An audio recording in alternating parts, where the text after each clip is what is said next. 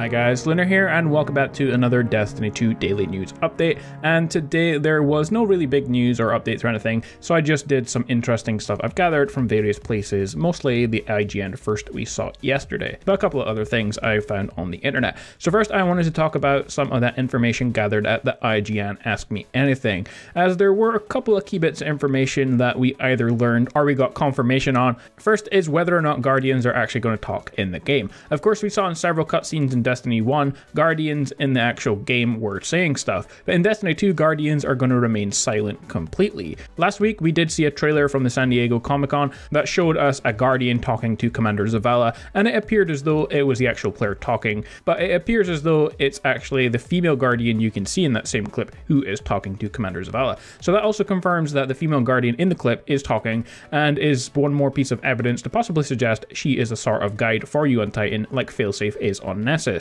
Next, we got confirmation that supers will in fact charge faster in Destiny 2's main game. In most PvP matches, you receive one super, and very rarely you got a second one at the end of the match. But Bungie confirming that they have made several changes to the way supers charge, not only in PvP, but in PvP as well. So the whole game will have more supers for you. Bungie also mentioned that PvE and PvP combat is linked, so whatever the change in PvP will change also in PvE in the game. So that's either a good or a bad thing, I guess. Also about game changes, we already know that the Destiny 2 beta was a version of the game that was already several months. So loads of changes could have taken place in that same time. Some of the key features that we already know have changed are supers, as we've just talked about, grenades have received a big damage increase, kinetic and energy weapons have been improved, and power ammo economy refactor, meaning you essentially have more ways or chances of finding power ammo in the main game than there were in the beta. If I remember an earlier interview with someone from Bungie, they mentioned that power ammo will be received from certain enemies as drops,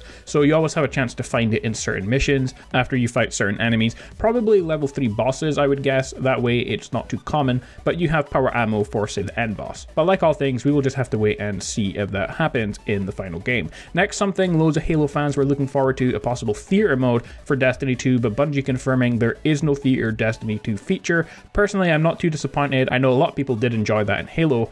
I never really used it that much, but maybe in Destiny 3 we will see that kind of thing. Moving on, something else being confirmed that we had suspected already, that there will be multiple new types of sword never before seen in Destiny. Plenty have been spotted in various clips of the game, katanas, broadswords, and energy swords, etc. But Bungie saying that Destiny 2 will feature not only swords, but many types of melee weapon. So an interesting feature there, so Bungie seem to be expanding melee weapons into a proper weapon archetype in Destiny 2, with there being energy swords and ones that look kind of like regular weapons. So will they fit under kinetic so you can play the entire game with just melee weapons? That would be kind of cool, especially for someone who uses close range subclasses. So again, we will have to wait and see what happens there. Moving on, we have seen some of the Destiny 2 trailers show what appear to be drivable tanks, and that you may be able to access them in the game's story. It's still unclear, but what we do know is that if you can drive tanks or other new vehicles, as well as your Sparrow of course, none of them are multiplayer supported. So disappointing, I think. If you're in a fighter team, I think it would be a cool idea to have my friends drive me around so I can relax for a bit, but that seems like it's not going to happen in the game.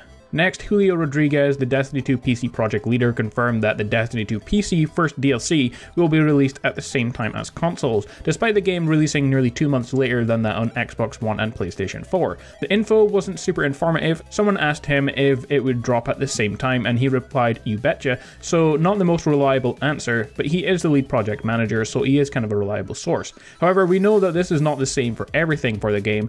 The game is released much later on PC, and from what we know, raids will be released on console before PC. Many people thought it would be unfair and that raids would be spoiled for people on PC, but Luke Smith confirmed that they wanted to spend the time to perfect the PC version, so it's a good thing, but it's going to come at a cost for PC players. So whether the DLC dropping at the same time as consoles is true, it's difficult to say because we know things are delayed for it, and with many people thinking the first DLC is going to drop in December, keeping in time with the first Destiny 1 DLC and the release of the pre-order exclusives to all the players, the Trace Rifle and behind the new Ghost. Many think that that's possibly too soon to the actual release date for PC, which is just a few months before that.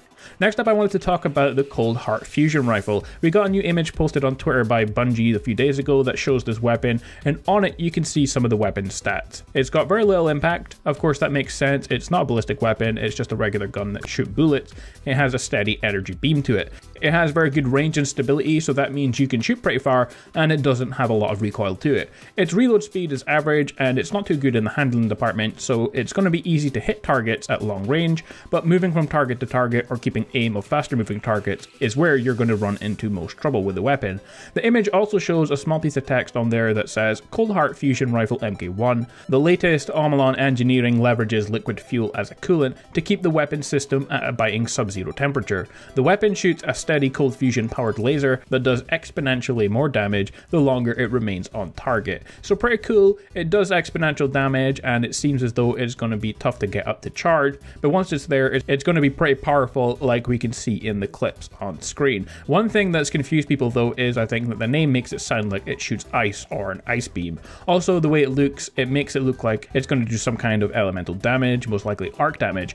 But Bungie did confirm that the weapon doesn't do arc elemental damage, and of course the weapon doesn't shoot a cold beam. It shoots a burning hot laser, so if anything it should do solar damage. So it's either called Coldheart for the fact that it has sub-zero cooling system, or because it has a cold fusion power source, or both. But the weapon itself doesn't shoot ice or a cold beam. Also, there is some complaints about what appears to be a really powerful weapon just given to all pre-order players for free. Something is going to make weapons redundant at the start of the game if you can use such a powerful weapon to begin with, so maybe there will be some kind of quest to get it, or simply it's not going to be available until you reach a certain light level. But based on what we've seen, it can take out Cabal and other enemies really easily, and it's pretty strong to be handing out to level 1 players. So we will have to wait and see what happens with this one. Well, that's about all the news we have today for Destiny 2. If you enjoyed the video, found it useful, leave a like and comment down below. If you haven't done so yet, subscribe for more Destiny 2 content. But with that being said, Guardians, stay awesome, and I'll see you all next time.